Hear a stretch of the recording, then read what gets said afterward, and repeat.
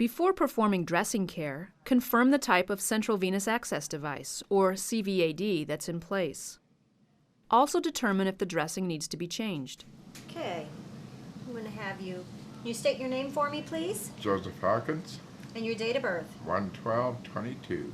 Okay. Generally, a gauze dressing needs changing and insertion site care every 48 hours or as needed. A transparent dressing needs changing and care every 7 days or as needed. Okay, I'm going to be changing the dressing over your central line here on your neck. What I'm going to have you do, I'm going to raise the bed, and I'm going to raise the head of the bed just a tad. Now position the patient comfortably with his head slightly elevated and explain the procedure, instructing him not to move during your care. Okay, I'm going to move the pillow just a tad to keep the site clean, and I'm going to have you turn your head this way. I'm going to have you not move during the procedure if you could. Okay? Okay.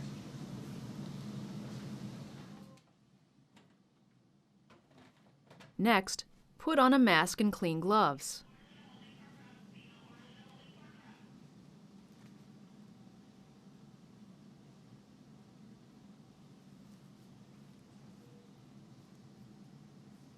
If needed, put a mask on the patient too. Then remove the old dressing.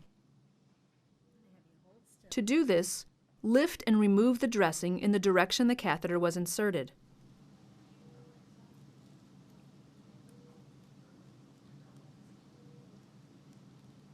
Work slowly, taking care not to disrupt the integrity of the catheter.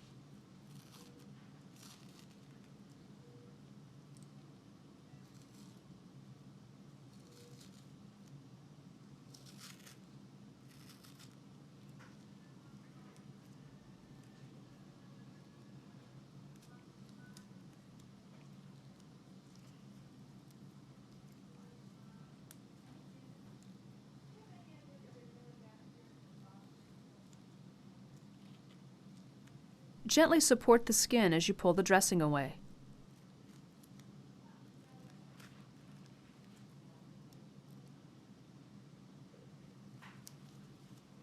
Discard the soiled dressing in a biohazard container. Remove and dispose of your soiled gloves and perform hand hygiene.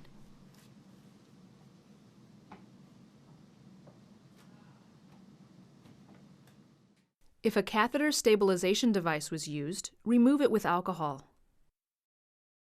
Now apply clean gloves and observe the insertion site and surrounding area for signs of skin breakdown and infection, such as redness, swelling, tenderness, exudate, and bleeding.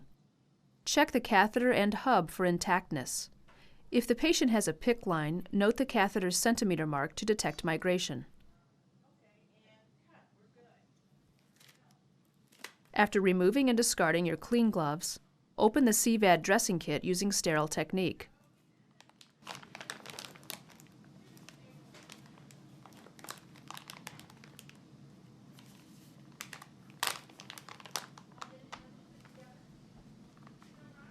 Set aside items you will not be using.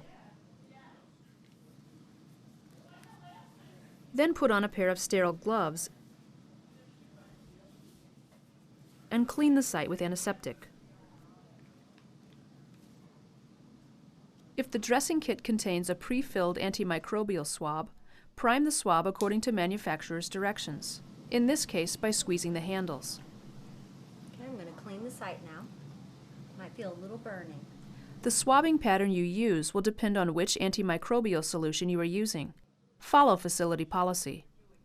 Be sure to allow any antiseptic solution to air dry completely. If using a chlorhexidine solution to clean the catheter insertion site, swab in a back and forth pattern. If using a betadine solution to clean the catheter insertion site, swab in a pattern of concentric circles, moving out from the insertion site. Use a new swab for each cleansing pass. Allow the antiseptic solution to air dry completely to maximize effectiveness. Clean the entire area that will be under the dressing. If using a catheter stabilization device, apply a new one following the manufacturer's instructions. Then apply a sterile transparent dressing or gauze dressing. For a transparent dressing, remove the adhesive backing. If applying a chlorhexidine gluconate patch, be sure to follow the manufacturer's direction and your facility policy. Apply one side of the dressing over the skin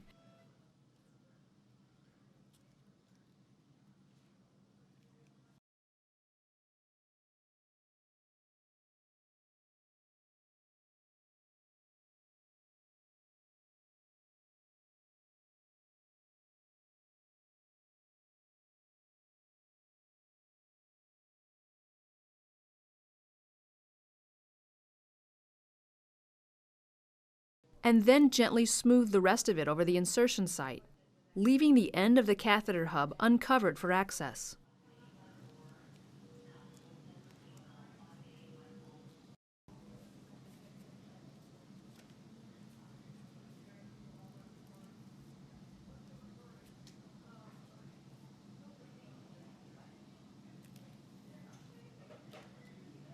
Tape or a tube holder may be applied to stabilize the site and minimize the risk of accidental displacement.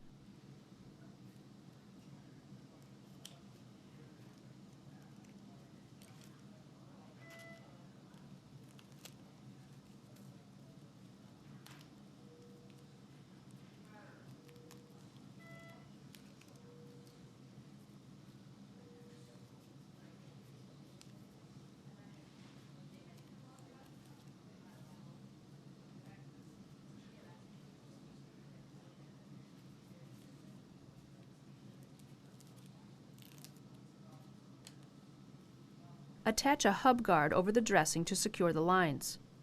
Make sure all hubs are securely fastened. Discard of all used supplies.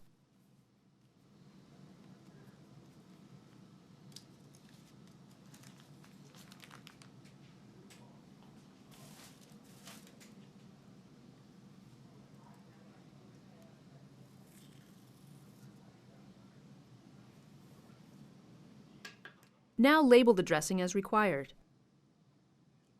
Labeling typically includes the date and time of the dressing change and your initials.